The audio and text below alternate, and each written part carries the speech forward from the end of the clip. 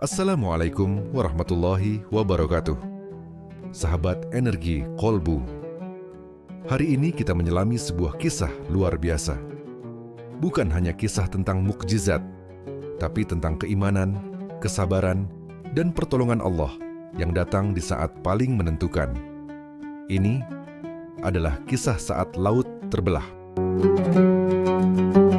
Kala itu di Mesir, sebuah negeri megah di bawah kekuasaan seorang raja yang mengaku sebagai Tuhan, Fir'aun. Di sanalah kaum Bani Israel hidup dalam penderitaan. Mereka dipaksa menjadi budak, dipukul, dihina, dan siapapun yang mencoba bangkit, dihancurkan. Namun Allah mengirim seorang nabi, seorang pemimpin, yang akan mengguncang singgasana tirani. Dialah Musa alaihi salam.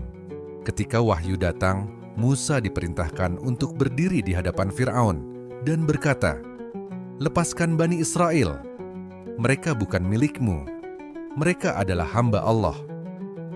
Tapi kesombongan tak pernah tunduk pada kebenaran. Fir'aun menolak dan justru memperberat penderitaan. Lalu turun perintah, "Bawa kaummu dan tinggalkan Mesir malam ini."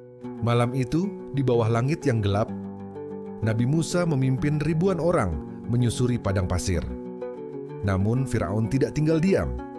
Ia mengejar mereka dengan pasukan, kuda, dan amarah.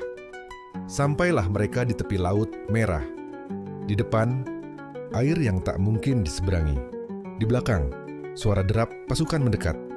"Kita akan tertangkap, kita akan mati," teriak sebagian dari mereka. Namun Musa tidak goyah.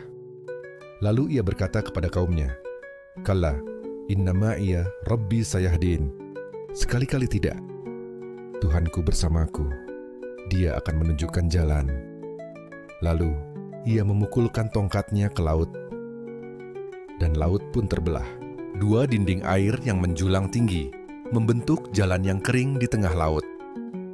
Ikan-ikan terlihat membeku dalam gelombang. Udara berubah, penuh cahaya, penuh harap. Mereka pun menyeberang, satu persatu, dengan langkah penuh takjub. Namun saat Fir'aun dan pasukannya mengejar, Allah menutup laut kembali. Fir'aun tenggelam, kesombongannya hancur bersama air laut. Itulah hari ketika Allah menolong hambanya dan menghancurkan kezaliman.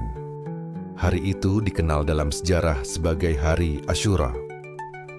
Ketika Nabi Muhammad mendengar kisah ini, beliau pun berpuasa pada hari itu sebagai bentuk syukur kepada Allah dan mengenang kemenangan iman atas kezaliman. Sahabat energi kolbu, dalam hidup kita pun sering merasa terjepit, terperangkap, tak ada jalan keluar.